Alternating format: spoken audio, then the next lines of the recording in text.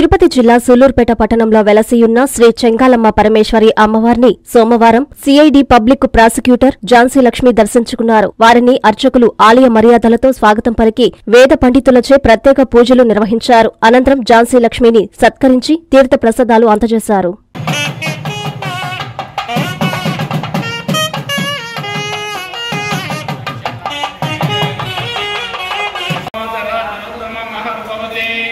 सर्वस्यात्मे सर्वस्वजित्ते सर्वमेन तेनाप्नोति सर्वं जयति शतमेव शरदो ब्रह्मणायजविनिगमो भवति शतमिति शतं दीर्घमायुर्मर्तयेनावर्तयन्ति शतमेनमेव शतात्मानं भवति शतमनन्तं भवति शतमैश्वर्यं भवति शतमिति शतं दीर्घमायुः मत्स्यमारोग्यमाहामेदाद्धनं धान्यं वसम्बहुपुत्रलाभम् शतसंवत्सरं दीर्घमायुः